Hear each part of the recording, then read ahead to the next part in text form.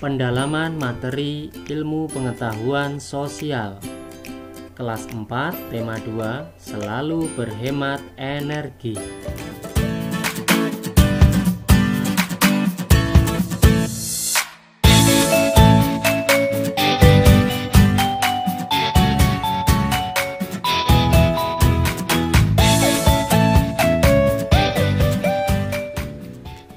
Pendalaman materi ilmu pengetahuan sosial kelas 4 tema 2 selalu berhemat energi.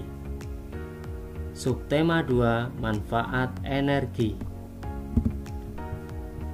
Pemanfaatan hewan dan tumbuhan oleh manusia.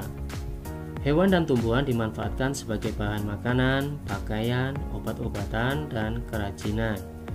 Contoh pemanfaatan hewan oleh manusia, di sini ada gambar hewan kerbau yang dimanfaatkan tenaganya untuk kegiatan pertanian, yaitu membajak sawah.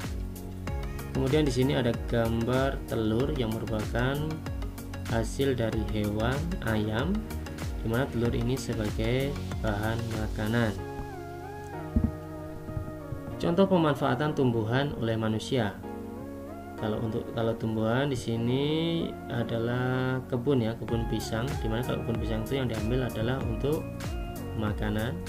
Kemudian di sini pemanfaatan tumbuhan dibuat kursi, jadi bisa berupa rotan atau kayu yang bisa dibuat kursi. Kemudian ini bahannya dari kapas, busanya ya kapas, atau kainnya dari benang. Kemudian di sini tumbuh-tumbuhannya adalah bunga yang dimanfaatkan sebagai hiasan yang bisa dijual juga ya. Kemudian yang ini tumbuh-tumbuhan berupa buah dan sayur-sayuran yang digunakan untuk sumber makanan. Kita lanjutkan. Pemanfaatan sumber daya alam. Jadi kalau tadi pemanfaatan hewan dan tumbuhan, sekarang pemanfaatan sumber daya alam. Sumber daya alam juga dimanfaatkan untuk membantu kegiatan manusia. Sumber daya alam harus dimanfaatkan dengan bijak. Di sini ada contoh beberapa kegiatan, kemudian ada sumber daya alam yang dimanfaatkan, kemudian pemanfaatannya. Yang pertama pada kegiatan pertanian padi. Pertanian padi ini ada menggunakan 1, 2, 3, 4, 5, 6 sumber daya alam. Yang pertama matahari. Matahari di sini fungsinya sebagai untuk pertumbuhan padi, membangkit listrik, dan menerangi lingkungan. Kemudian sumber daya air ini bisa digunakan untuk mengaliri lahan pertanian.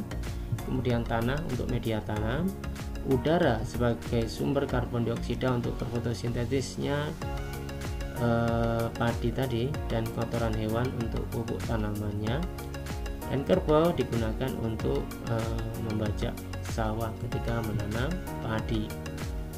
Yang kedua kegiatannya adalah pembuatan ikan asin. Di sini memerlukan 3 sumber daya alam. Yang pertama kayu sebagai bahan pembuat anyaman tempat pengeringan ikan asin.